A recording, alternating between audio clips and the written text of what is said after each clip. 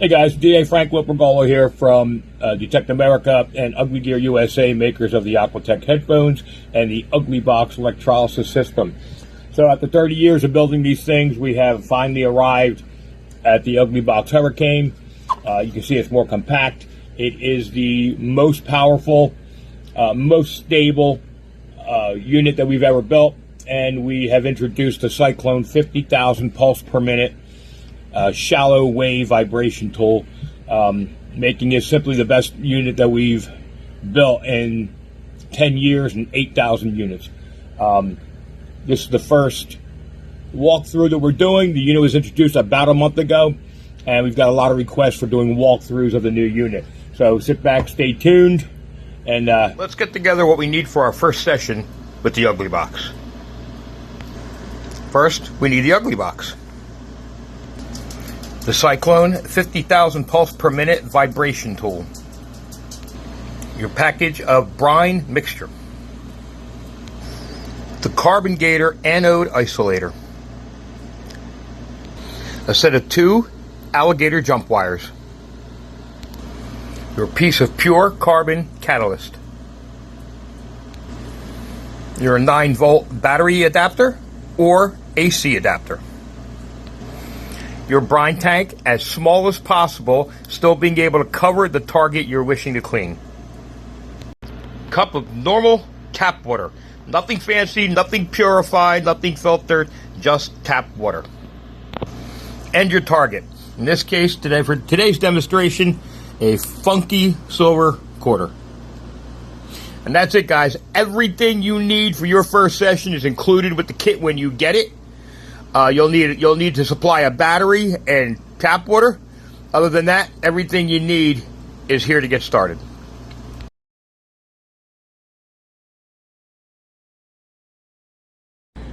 One of the issues you run into with electrolysis, and this is a phenomenon of all electrolysis, it's not the Ugly Box, it's not any other system, it's all electrolysis, is the catalyst side of your circuit, the anode wire and alligator clip, will have a tendency to break down. That is, again, simply a phenomenon of electrolysis.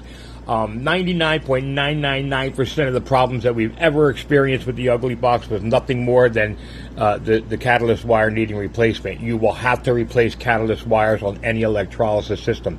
But what we did was we came up with the Carbon Gator, and it's an anode isolator, and what this does is keeps your alligator clip and wire further away from the brine solution that will be in your tank. So you put your carbon inside the alligator clip your catalyst wire about 3/4 of the way up on the loop on the back of the Carbon Gator, and this slips over the side. I'm sorry, let me get a good view here. This slips over the side, and then you can adjust it. You can adjust the carbon up and down. You can adjust the alligator clip up and down to balance it, to make it a little higher away from the brine. And this just extends the life for a long, long time. Cuts way down on having to replace catalyst wires. One more thing to mention is that when you get your Ugly Box, you will get two alligator wires in the Ugly Box. Pick one to use on the catalyst side of the tank. Never change. Always use that same wire on the catalyst side. Don't swap them back and forth. Every time you hook to a catalyst side, your wire is slowly breaking down. If you're constantly changing back and forth, at some point in time you'll have to change both wires. If you always use the same wire on the catalyst side, you'll only ever have to replace one wire. And if you're using the Carbon Gator, you will replace that wire a lot less.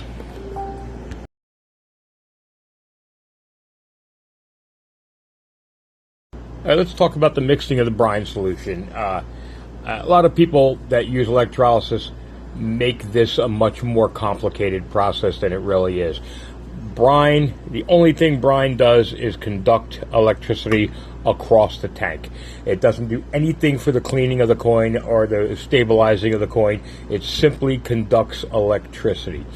And I get a lot of people that tell me that they use distilled water, they use purified water, they use filtered water. It's absolutely not only is it not necessary, it actually hinders the process. Water itself does not conduct electricity. It's the contaminants, it's the salts and stuff in the water that conducts electricity. So the more pure your water is, the harder your electrolysis system is working to get across the tank. So just pull the water out of your tap. It's not going to do anything. It's not going to affect your coin. It's simply going to conduct electricity.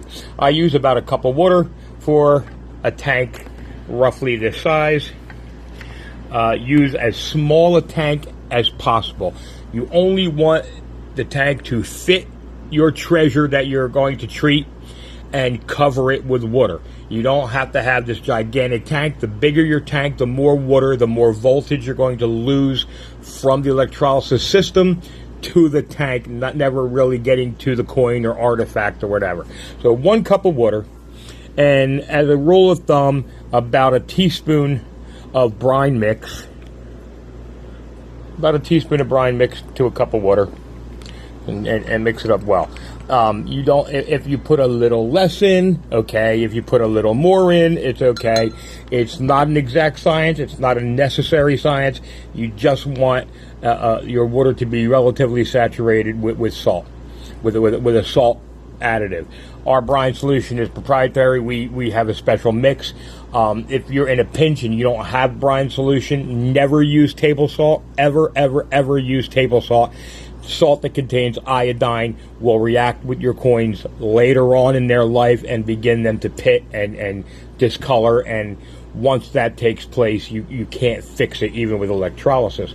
So mix about a teaspoon of salt, of brine mix into your system, into your cup of water. Pour that cup of water into your electrolysis brine tank, and that's it. That's all there is to it. I'll repeat it one more time. There's no real super secret method to this stuff. You don't. If you use a little too much, it's okay. If you use a little too little, it's okay. The brine solution doesn't do anything to clean your coin. It simply conducts the electricity from one side of the tank to the other. The more impure, the better your water is probably going to conduct the electricity. So don't waste your money on distilled or purified or anything like that. Pure tap, plain old tap water, a teaspoon of salt per cup of water, and you've got a good brine mix.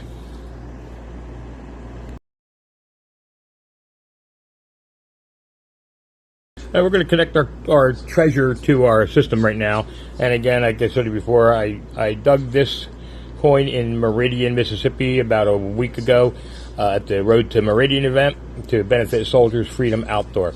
And it's a quarter. I didn't even know it was a silver quarter until it bounced around in my pouch for a while and started to clean off some of the date. Real simple, real basic. You can see on your ugly box, the cat side is the catalyst side. That's your anode wire that goes to your carbon gator and your carbon. The other side is marked coin. It's for coins and artifacts, guys, so don't get confused. That will come over and real simple. We're going to connect it gently. Remember, these are dug coins. So we're going to connect it gently. We don't want to gouge it or anything like that. We're going to connect it gently to the coin, and we're going to dump the coin in the tank. Now, unlike the anode side, the cathode side, the coin side does not break down. That if you're careful and you're not stretching it, you're not opening the alligator jaws, this wire could last you forever. So we're just going to sit that in the tank, make sure it's covered with water, and a couple inches between. Don't put it right up on your catalyst. It becomes difficult to regulate the voltage. That's probably a pretty good distance. You could put them at opposite ends of the tank. It's still a pretty good distance. And you just want it to be submerged under the water. So that's why we don't need a huge tank of water. We don't need to lose that electricity. The smaller the tank, the more confined the space, the more current will go through the system, and the more you have control over it, frankly. And that's it, guys. Next up, we're going to power it up, and we're going to cook this coin.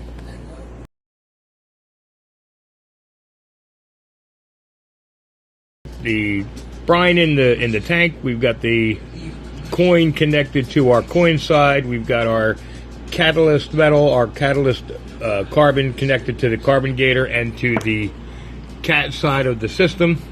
We're ready to power it up now. The Ugly Box Hurricane is a portable system. It will run off of a 9-volt battery. It will also run off an AC adapter. The AC adapter will provide more consistent power. The 9-volt battery will work. Depending on the charge in that battery, it may take a little longer. And I'm going to show you. We're using a 9-volt battery. This is a battery from my shop. It is not a new battery. So we're going to connect the battery to the battery connector, which is included in the pack. We're going to plug it right into the AC input, and we're going to turn on. Now, as a rule, guys, when you power on the system for the first time on a coin, I recommend about 3.9 volts. That's the sweet spot for copper. Copper is a little bit more delicate, takes a little longer, takes a little lower voltage, but as a rule, if you use it for every coin, you're going to be safe with every coin.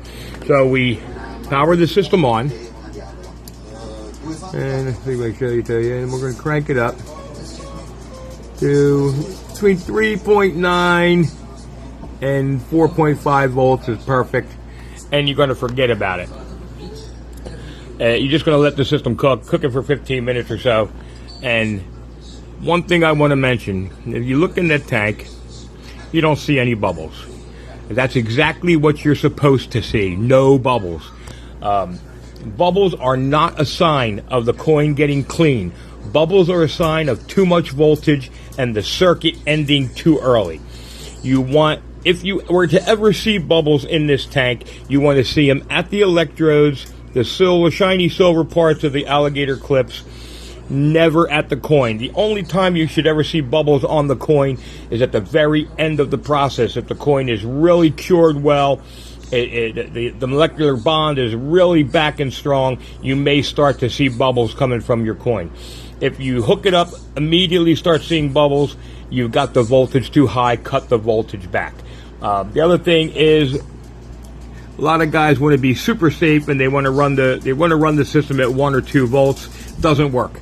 You need a minimum of about 2.4, 2.5 volts to create electrolysis. We need electrolysis to create the environment in the tank that we're looking for. So it has to be a minimum of about 2.5 volts, guys. We start our process off on every coin at about 4 volts, 3.9. We leave it there for the first 1 or 2 cooks, maybe 10 minutes. Then we give it a rinse, and then from there we can evaluate if we're ready to bump up the voltage. This is a silver coin.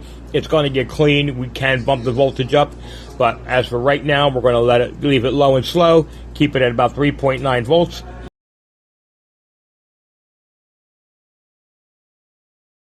All right, guys, so we're about, I'm going to say 20 to 25 minutes in, and our voltage is still around 4 volts, but I have been adjusting it upward because, again, we're using the battery. The battery was half dead to begin with. It's losing voltage quickly, but I want to cook the coin on a low voltage battery just to show you that it can be done. So occasionally I will up the system, I'll up the voltage a little bit just to keep it at around the 4 volt mark. But I'm going to show you where we're at. This is 2 cooks, 2 rinses. Give you an idea. We got lots of detail popping out now. This is a really good coin to show the Ugly Box because it has some debris, and we've been seeing this popping up more and more on silver coins, and it's from pesticides and fertilizers and everything. It's a very heavy debris that's tough to get off. So it's going to give me an opportunity to show you the Cyclone vibration tool in motion, in action. So I'm going to put it back in the tank.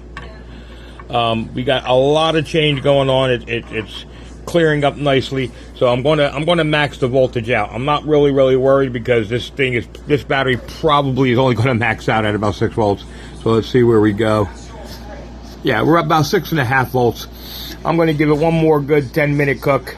We're going to come back. We're going to hook up the Cyclone tool and show you how to finish this coin off.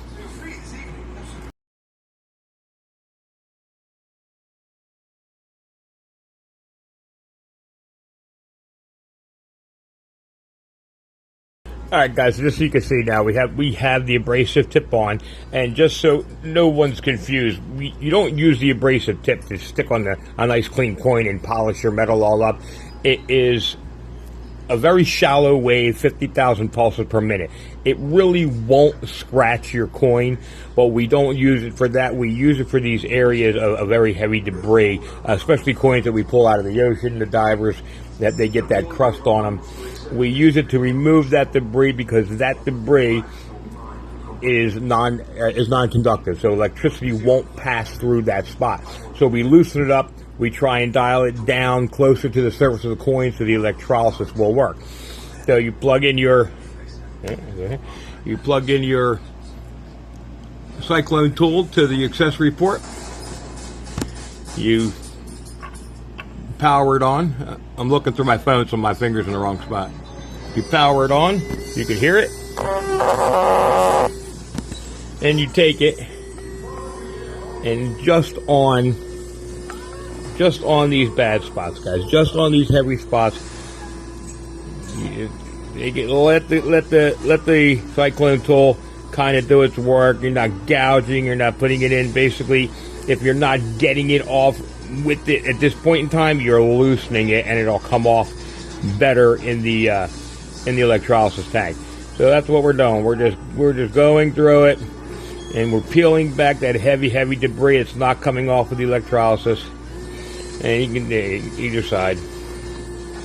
There's a couple of heavy spots on the front, but the coin is really starting to look good, and we're just trying to loosen that stuff up.